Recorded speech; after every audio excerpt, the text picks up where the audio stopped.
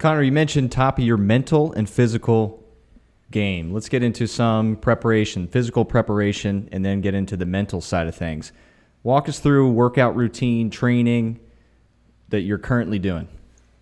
Yeah, so I think the most interesting part about racing is I think it's the most highly underrated physical sport out there. I know back in the day, like my dad, when he raced in Formula One, there wasn't a lot of technology to track, physical data, in the late '70s, early '80s, right? And they had, my dad actually had at the time a heart rate monitor attached to him for one of like the Formula One races, and the doctors at the time had like looked at that data and they were like, this is ridiculous, this is insane. There's no way like it's, this high for this long. And I still think to this day, there's like a fact that, for a sustained amount of distance, only competitive cyclists like in the Tour de France have as high of a sustained heart rate for as long of a period of time. And I wear this Whoop wristband now, oddly enough, that like tracks my heart rate during every race because it's very easy to wear. Like it, some people like it, some people don't, but a lot of the drivers actually wear them now, and it's pretty accurate for in the race for some reason, and it's very, very easy to wear for us. So like I've been tracking races now for 2 years, and it is wild the amount of data. Every time I put the screenshot of what my heart rate was during the race, the entire time. I mean, you're at maximum attack. You're at your highest heart rate zone for 3 hours. You know what I mean, during the Indianapolis 500. So for those of you listening, it's usually 220 minus your age. How old are you? I'm 29. So he's 29. 220 minus that would be 191. So you're basically 190 for 2 hours straight. We are. I mean, I can even show you. It's 170 to mid 180s for the whole race essentially.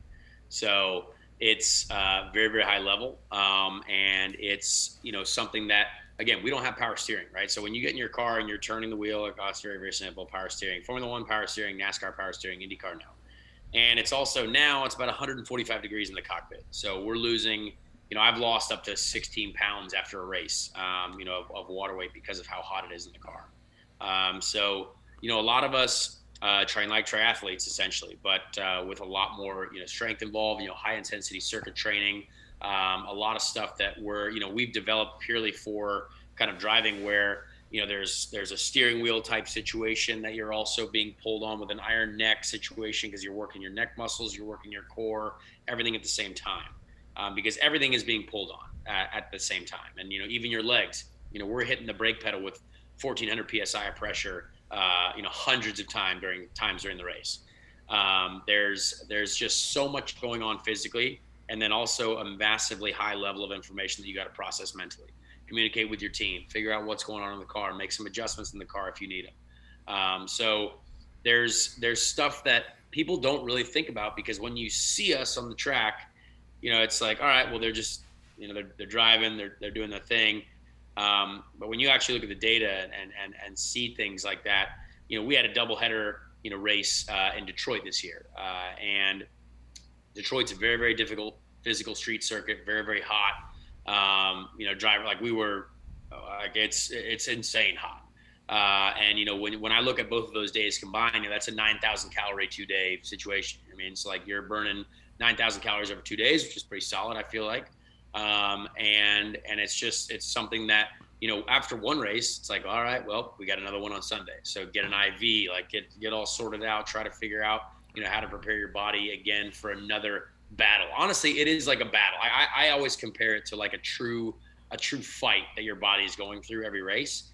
And it's like really satisfying to make to the end, honestly. And so, I have a trainer here in Indianapolis that I've trained with for a long time, St. Vincent Sports Performance. They've worked with a lot of the Olympic athletes, a lot of, NFL guys, NBA, a bunch of people you see in there all the time, which is really, really cool. And they work with a lot of different drivers. And, it's really 2 times a day, every day. I was there for an hour and a half this morning at the gym, and I'll ride my bike probably for another hour and a half, 2 hours this afternoon after this. So it's something that you really, really got to stay up on. And this year, especially, for some reason, this year has definitely been the hardest year physically to drive the cars because of some of the additions to the car safety wise, a little bit of added extra weight on the chassis itself. So, there's a lot that people just don't understand until you paint the picture for them.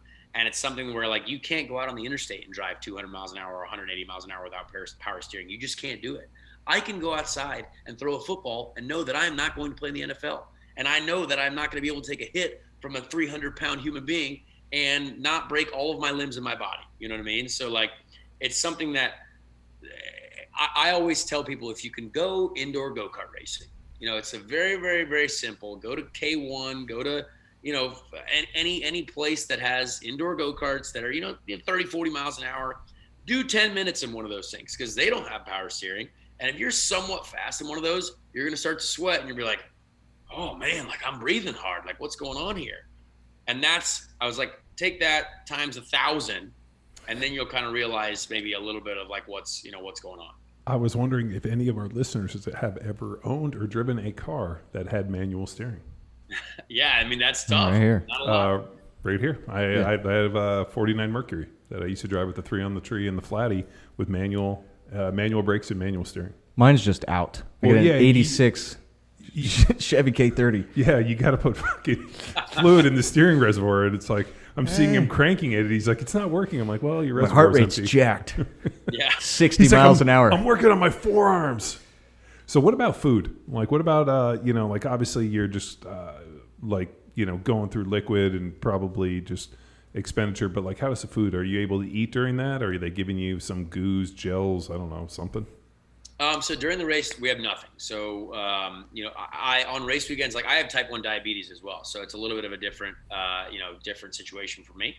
But I always keep everything the same on the weekends, like pasta, vegetables. Like I don't eat meat at the moment. I only eat fish. I kind of like I've been rolling towards the pescatarian thing for some reason.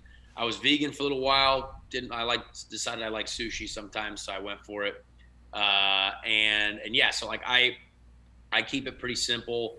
But during the race, yes, all you have in the car for 2 to 3 hours is a drink bottle. And, for me, that has to be like a little bit, some sugar, some water, like, just because of the diabetes thing. If I need sugar, boom, there we go. We get some Gatorade in there, whatever it is.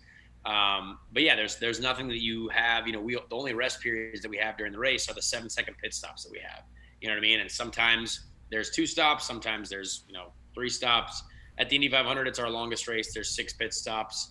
But yeah, realistically, there's no way to refuel your body while you're in the race.